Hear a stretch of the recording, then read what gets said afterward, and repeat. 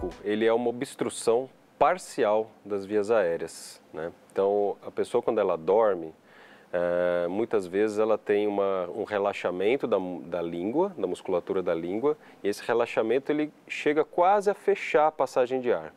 Então, como a passagem de ar fica restrita, ocorre um sibilo, né? Uma vibração ali, e isso gera um som. Esse som é o ronco, né? Que muitas vezes incomoda o cônjuge, incomoda o parceiro que está do lado, e realmente é algo muito constrangedor para quem está do lado, incomoda e dificulta o sono mesmo.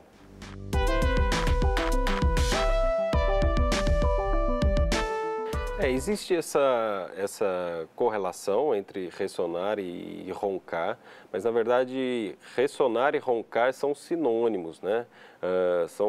O ato de ressonar é o ronco. Então, muitas vezes o ressonar é caracterizado como um ronco mais brando, mais leve, né? E o ronco é quando a pessoa emite sons muito mais intensos que incomodam a casa toda, não só quem está do lado, inclusive.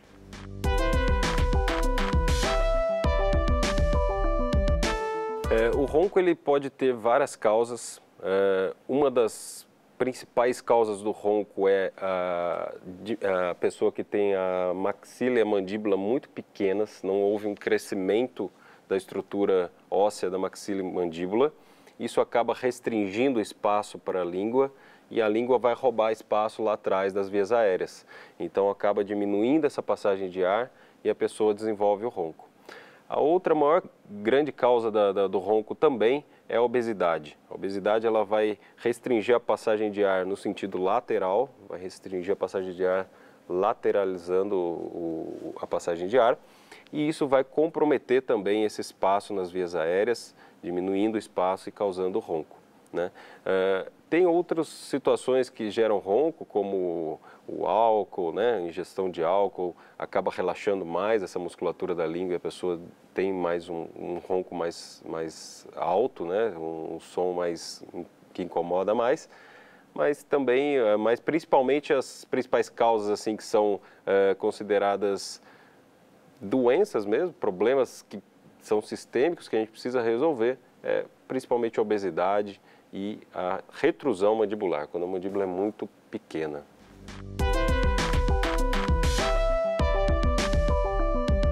Os principais fatores de risco estão relacionados, no caso da retrusão mandibular, um fator genético, né? A pessoa tem lá uma predisposição a não ter um crescimento adequado da mandíbula, então esse fator genético ele vai realmente impedir que haja um crescimento adequado.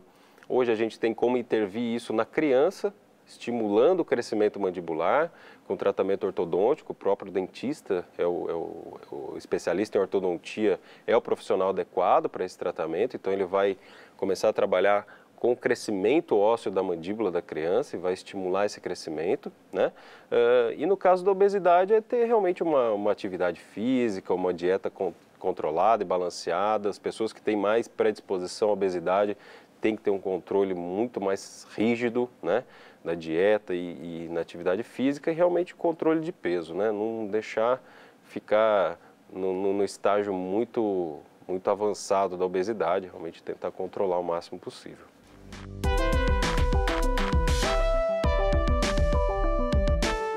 O diagnóstico do ronco, normalmente, ele é feito pela pessoa que está do lado, né? A pessoa que está se incomodando com o ronco, porque quem ronca não percebe que ronca, né? Ela nem sabe direito se está roncando ou não.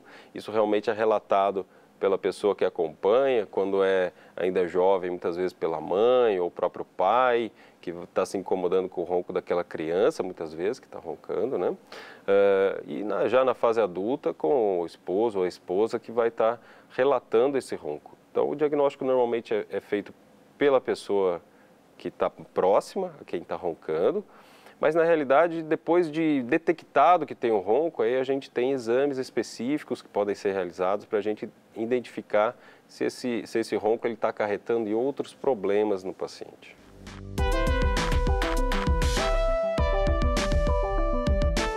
Existe uma gama muito grande de tratamentos para o ronco. né? Isso acaba esbarrando um pouco na odontologia e também no otorrino, né? São os dois principais profissionais que tratam o ronco.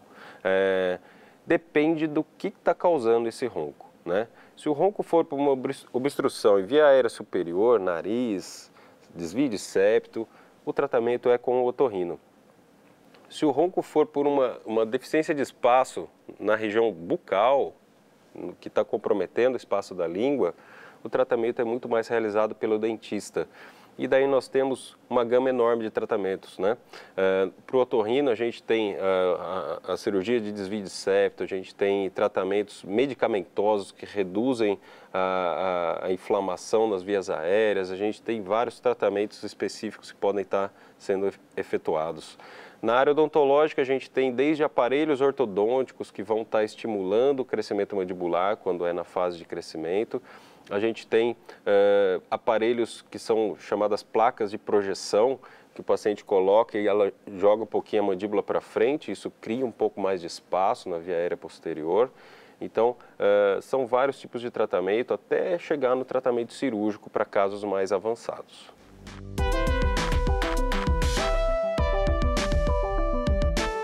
O ronco ele é uma obstrução parcial da via aérea. Então, quando o paciente se deita, a musculatura da língua tem um relaxamento e há um fechamento parcial. Esse fechamento ele não oblitera totalmente a passagem de ar. Já na apneia do sono, quando o paciente se deita para dormir, a gente tem o fechamento absoluto. O ar não passa, não entra e não sai. O paciente tem uma parada respiratória durante o sono.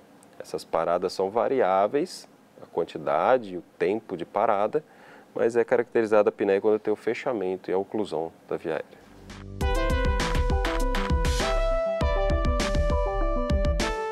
As crises de apneia, elas são muito variáveis, de caso para caso. Então, a apneia leve, ela tem crises de apneia chamadas hipoapneias, onde o paciente tem várias paradas de 10, 15 segundos durante a noite. Então ele fica a noite inteira com várias paradas respiratórias intercaladas com o ronco. Então o paciente está roncando, emitindo o som, daqui a pouco ele para de respirar, mas são paradas curtas, e daqui a pouco ele já dá uma afogada, como se estivesse se afogando, e volta a roncar novamente. Então essa é caracterizada a hipoapneia, né? Já os casos moderados e severos de apneia, o paciente tem paradas de até 2, 3 minutos. Então são paradas muito longas que diminuem demais a oxigenação do sangue, diminui demais a oxigenação cerebral e isso pode acarretar várias consequências sistêmicas para o paciente.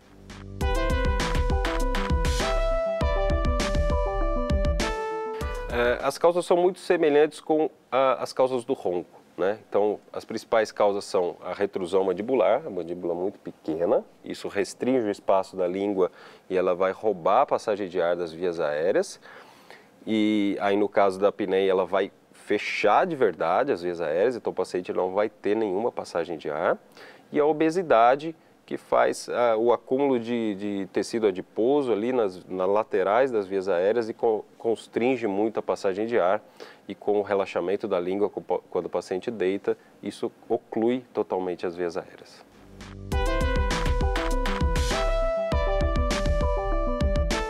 A apneia do sono, o paciente já consegue identificar sozinho alguns sintomas, né? Os principais sintomas são: durante o dia, o paciente fica com uma sonolência muito grande. Ele tem um déficit de atenção muito grande, ele não consegue se concentrar, seja no estudo, quando está na fase escolar, seja no trabalho. Ele tenta se concentrar e dispersa.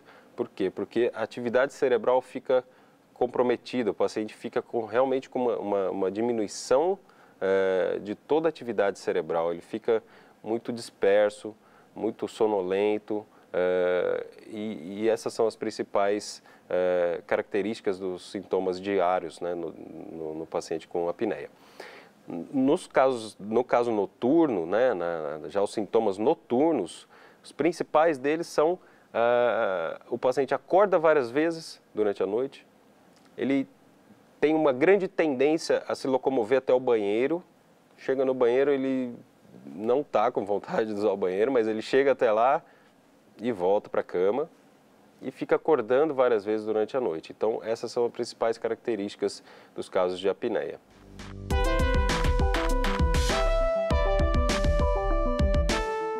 O diagnóstico para a apneia do sono, a gente tem um exame, que é o exame de ouro, o exame específico para a apneia do sono, que é chamada polissonografia. Então, o paciente vai ser encaminhado para um instituto do sono. Lá ele vai passar a noite toda monitorado, o sono dele vai ser monitorado com equipamentos específicos que vão estar verificando quantos episódios de apneia ele tem, por quanto tempo são essas paradas e o que isso acarretou de consequência na oxigenação do sangue. Se houve uma queda, quanto de queda de oxigenação houve, e a partir desses dados a gente consegue chegar no diagnóstico de qual grau de apneia esse paciente tem, se ela é uma apneia leve, moderada ou uma apneia severa.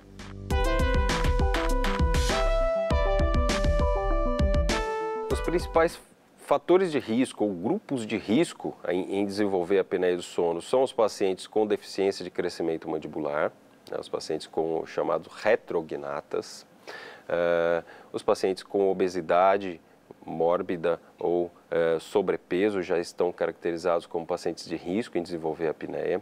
O sedentarismo também, porque o sedentarismo ele derruba muito o metabolismo da pessoa. Se ele já tem um pouco de restrição em via aérea, então ele vai ter uma predisposição ainda maior, né? E pacientes com problemas sistêmicos como problemas cardíacos, principalmente a insuficiência cardíaca, e pacientes diabéticos também.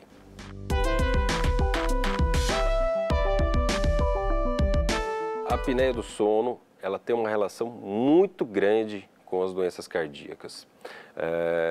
Relatos recentes, né, de trabalhos científicos da área de cardiologia mostram que pacientes com insuficiência cardíaca, 80% desses pacientes que têm insuficiência cardíaca apresentam apneia. E nos relatos de casos de apneia específicos, sem correlacionar um com o outro, a gente vê que a principal consequência que a apneia pode acarretar é a insuficiência cardíaca, seguido pela hipertensão e acidente vascular cerebral, que é o derrame, né?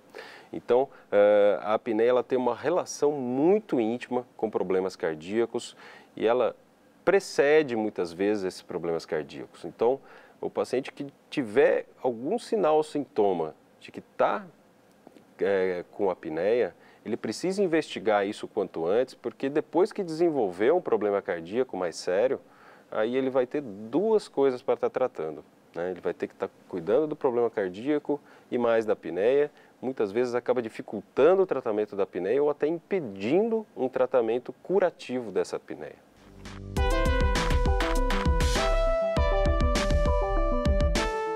É sempre possível prevenir e é bem-vindo a prevenção, né? A prevenção da apneia, ela vai realmente evitar várias consequências que a apneia pode acarretar, né? E essa prevenção, ela vem desde a fase da juventude, do adolescente, onde muitas das vezes a pessoa já começa a apresentar ronco, que o ronco vai estar precedendo a apneia, né? Ela já vai apresentar ronco na fase da adolescência, então a mãe já tem que encaminhar essa criança para um dentista, principalmente o ortodontista ou o cirurgião bucomaxilo, né, para estar avaliando essa criança e já estar promovendo um tratamento preventivo, um tratamento para estimular o crescimento mandibular, para a gente poder ampliar esse espaço na via aérea e impedir a formação da apneia.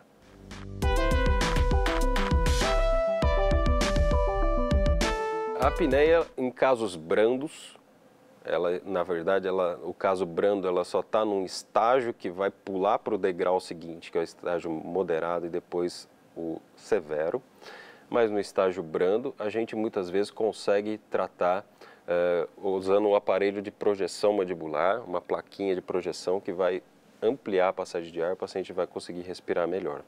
Nos casos moderados e severos, o melhor tratamento que a gente tem é a cirurgia ortognática. A cirurgia ortognática a gente vai fazer crescer, entre aspas, o que o paciente não cresceu lá na infância. Então a gente vai trazer tanto a mandíbula quanto a maxila para frente. Isso vai ampliar o espaço nas vias aéreas, vai criar condições para que não haja aquela oclusão, aquele fechamento da via aérea pela língua. Então o paciente vai conseguir respirar livremente durante o sono, né? A cirurgia ortognática é um procedimento extremamente seguro, extremamente planejado virtualmente, então ela tem uma previsibilidade muito grande, a gente consegue mensurar o quanto de restrição de espaço o paciente tem e fazer o avanço mandibular para ele ter o espaço adequado, então a margem de erro é muito baixa, a gente consegue ter uma assertividade muito grande e é um procedimento que tem cobertura por convênio médico, por ser um procedimento funcional, que vai melhorar a qualidade de vida e a condição respiratória do paciente.